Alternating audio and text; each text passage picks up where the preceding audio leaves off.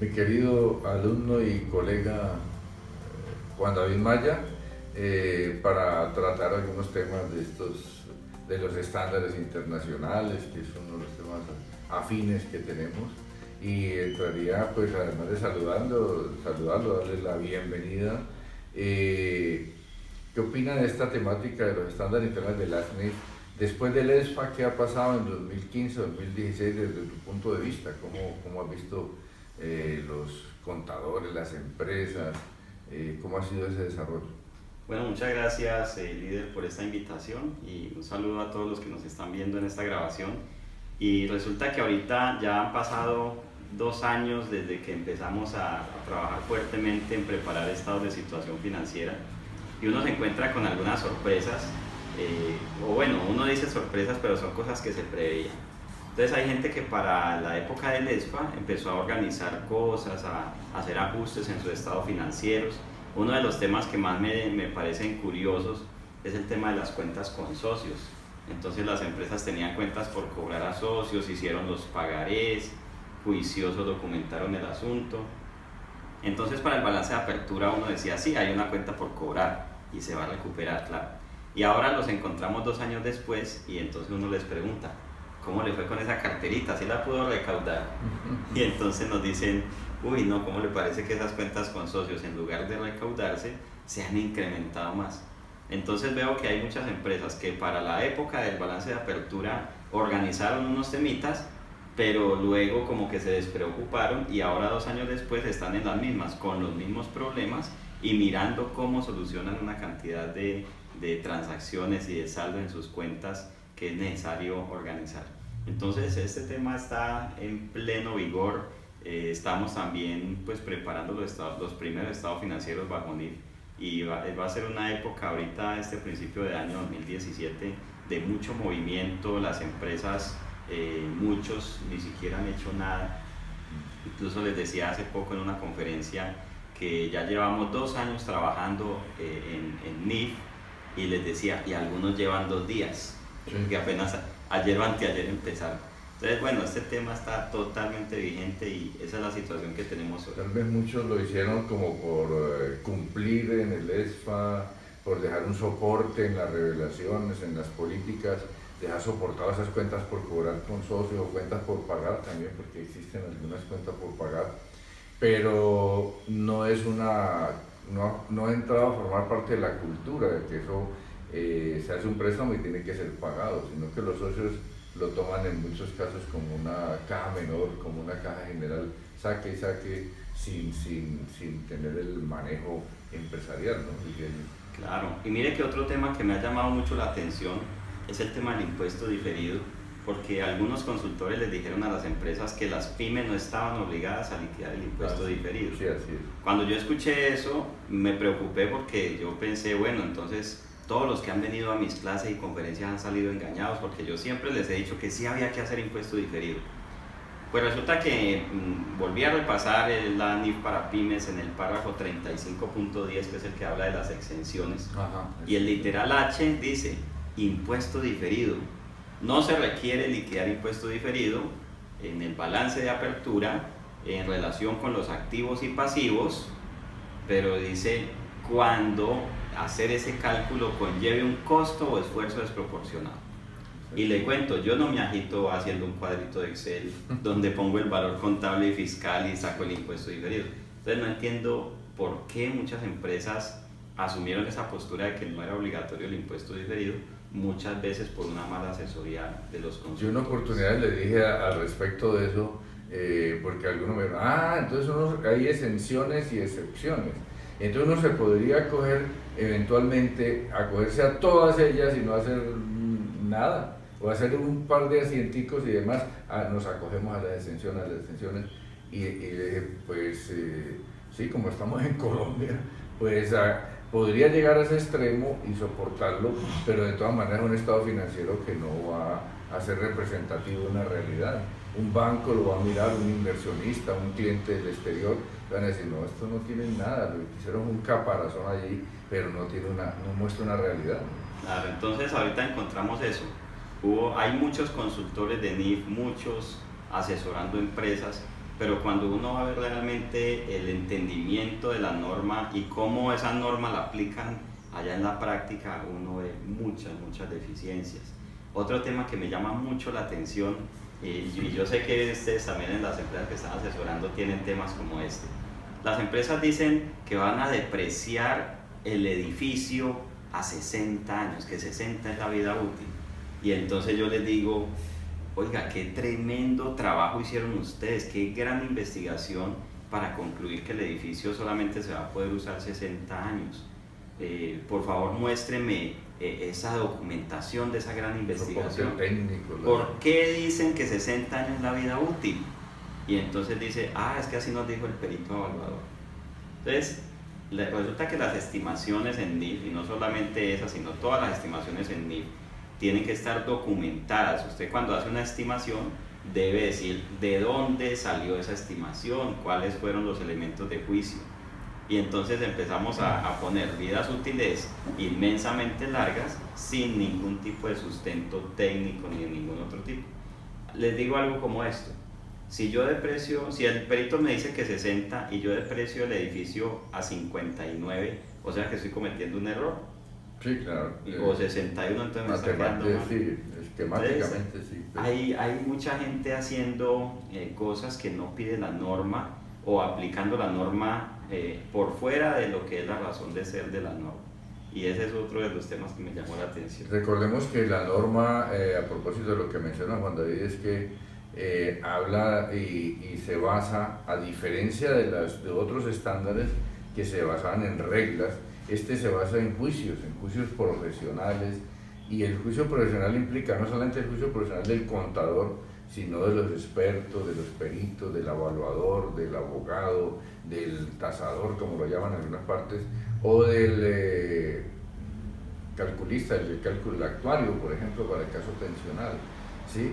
Que debe ampararse y apoyarse en ese profesional, pero idóneamente, no que le diga, como en casos que he visto y veía en el pasado, y ahora también ya lo comienzo a ver, que ese perito le dice, dígame doctor, ¿qué dice la norma? ¿Cuánto le ponemos?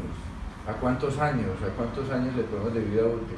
Un experto un evaluador de la lonja, y le dice, el edificio 50, 60, 40, ¿cuánto le ponemos? ¿Qué dice la norma? Usted que es el que sabe la norma, yo se la devuelvo, ¿no? No, usted es el que es experto en el tema.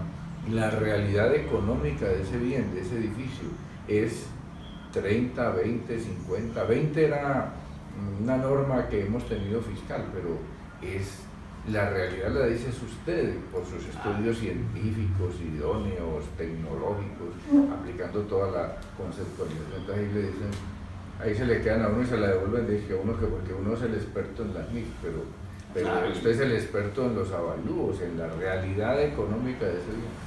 Mire que en ese tema de los inmuebles, yo he estado sosteniendo lo siguiente.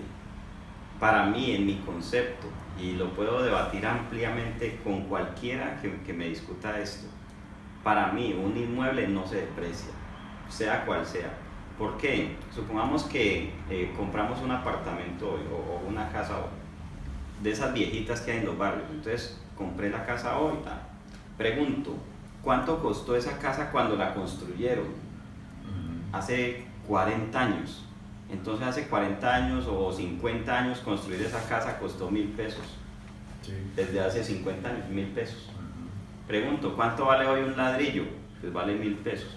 Entonces, mire que cuando uno tiene inmuebles y espera utilizarlos por un periodo muy largo de tiempo, un solo ladrillo de ese inmueble dentro de 50 o 60 años va a tener el mismo valor que tiene hoy la construcción completa.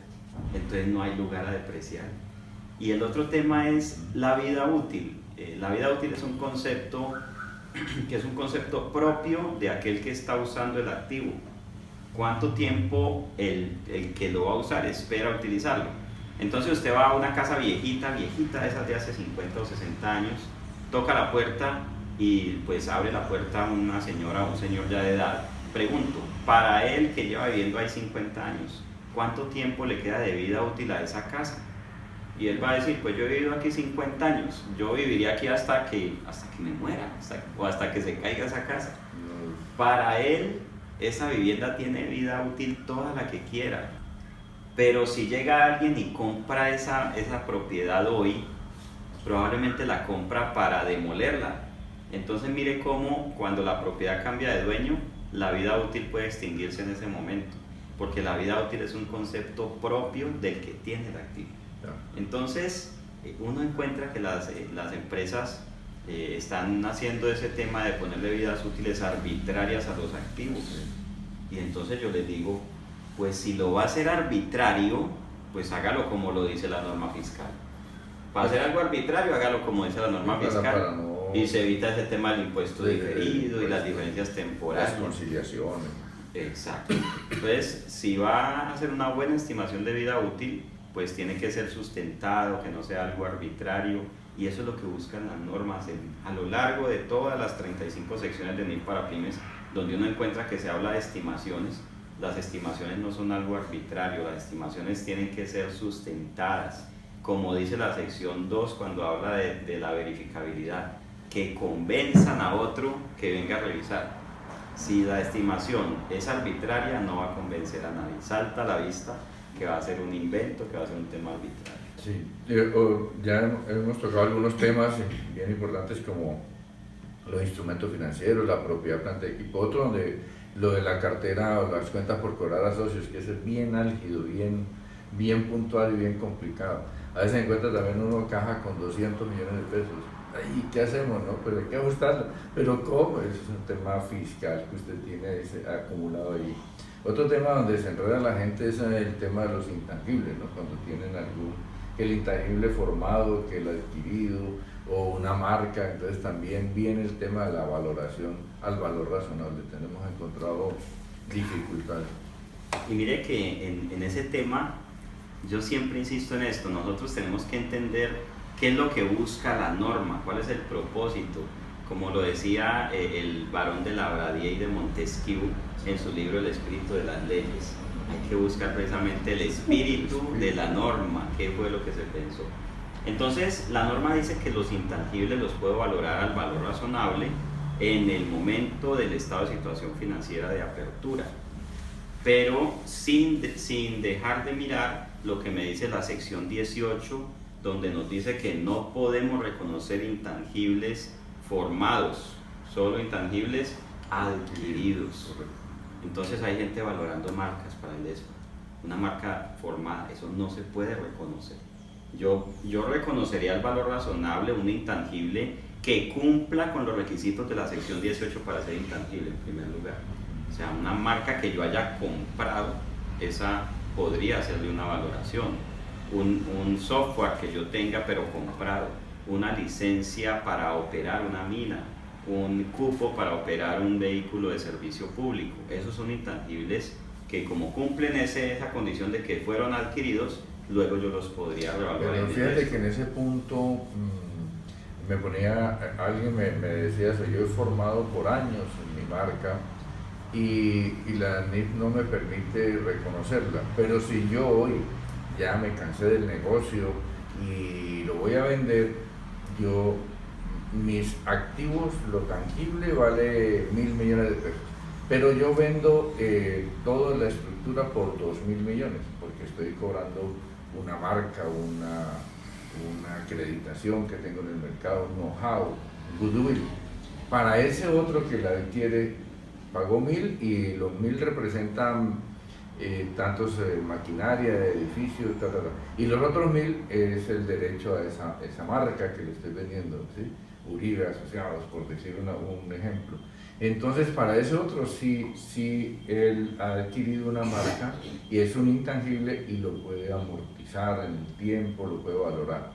Y yo que la formé durante tantos años, entonces estoy mostrando incompleto mi estado financiero, porque este estado financiero es para el funcionamiento, la empresa en marcha, pero si lo voy a vender y el otro lo compra, ya no vale 1.000 sino 2.000. Entonces, ¿por qué en mi caso, que la forjé por tantos años, la formé, no me lo reconoce? Entonces estoy mostrando un estado financiero incompleto, me decía. Claro, sí, y ese es un problema que no es un problema de la norma de información financiera, sino que esa problemática nace de lo complejo que es hacer la valoración de la marca. Resulta que los activos, para reconocerlos, dice la sección 2 el marco conceptual de las pymes, y el marco conceptual de las NIF plenas también lo establece, que los activos se pueden reconocer cuando se puedan medir fiablemente. Entonces, hay muchos intangibles y existen intangibles. De hecho, cuando la norma empieza a definir el intangible, da ejemplos de intangibles, y resulta que hasta los apellidos y nombres de nosotros se vuelven intangibles. El perfil de Facebook es un activo intangible, el dominio del correo electrónico es un activo intangible. La pregunta es cómo valorar eso, cuánto vale eso. Entonces, la dificultad en la valoración es la que impide el reconocimiento del intangible. Entonces, claro, es un tema que conocemos, y el asunto es que esa valoración sí se puede volver un tema muy arbitrario. Yo puedo contratar 10 personas que me valoren la marca y los 10 me dan valores distintos. Mientras que si yo tengo un intangible como una licencia para operar un taxi en Cali y le pregunto a 10, los 10 me van a decir que vale lo mismo, 90, 100 millones de pesos. Entonces existe esa dificultad. Y ahora, hablando de intangibles, hay otro también muy particular, que son los software, pero no los software adquiridos, sino los software desarrollados. Y en ese tema yo hace rato vengo pensando, bueno, si yo me gasté la plata creando un software y le pagué a unos ingenieros 100, 200 millones de pesos, ¿cómo no lo voy a poder reconocer? Y resulta que cuando la norma habla de los activos formados y da los ejemplos de lo que es un intangible formado, no me habla de los software, porque el software no es un activo formado, el software es un activo construido, que es otra cosa. Entonces, si yo contrato ingenieros y les pago para que me hagan un software y les pago 100, 200 millones, estoy adquiriendo un activo. Lo que pasa es que no lo estoy comprando hecho, sino que lo estoy mandando a hacer, pero definitivamente sí lo estoy adquiriendo. Ese definitivamente es uno de los temas críticos y donde hemos encontrado a nuestros clientes. Esa situación ha sido compleja. Y ya que hablamos de software, ¿qué opinas o cómo has visto los programas, los software, si se han adecuado bien a las NIF, se han parametrizado o han hecho cualquier adecuación? Yo he visto de todo también, no sé desde tu punto de vista cómo Bueno, yo creo que desde hace muchos años hemos tenido una desconexión entre el ingeniero y el contador. De tal manera que muchas veces el contador resulta haciendo lo que el ingeniero pensó, y resulta que no debería ser así el asunto. El software de contabilidad y los software administrativos deben ayudar a hacer la labor y no al contrario. Entonces muchas veces uno ve contadores trabajando para el software y le pregunta a uno: ¿y usted por qué hace todas esas cosas? Ay, es que el software me pide, me exige, me requiere que haga eso así. Fíjese que solamente para dar un caso, en mi última conferencia sobre impuesto diferido, se me acercó una persona y me preguntó, que estábamos hablando de las ganancias retenidas y cómo se afectan en el ESFA y cómo se afectan incluso después del ESFA cuando se cambia políticas. Entonces me decía: venga, ¿y esas ganancias retenidas cuando se incrementan en el ESFA, eso algún día se va a quitar de ahí? Y yo le decía: definitivamente sí, porque si usted en el balance de apertura usted revaluó el activo y por allá 2 o 3 años después lo vendió, esas ganancias que habían quedado por revaluación se convierten en plata y se podrán distribuir. Y me decía que la empresa de software, que es una de las más conocidas y utilizadas por aquí en el suroccidente colombiano, le había dicho que no se podía volver a tocar esa cuenta de ganancias retenidas. O sea, la empresa de software estaba generando una nueva ley que impide distribuir utilidades. Entonces yo le decía: dígale a la empresa de software que quién le dio a ellos la autoridad de decidir sobre las ganancias retenidas, o que le digan qué normas se fundamentan para eso. Entonces he visto muchos casos como ese, donde las empresas de software trabajan pensando en algo sin conocer a fondo lo que necesita el área de contabilidad. Muchas gracias por seguirnos en este video. Los invitamos a continuar con nosotros en nuestras redes sociales, Facebook, en nuestra página web www.uribeasociadosconsultores.com, donde lo mantendremos informados acerca de los estándares internacionales de información financiera y aseguramiento de la información.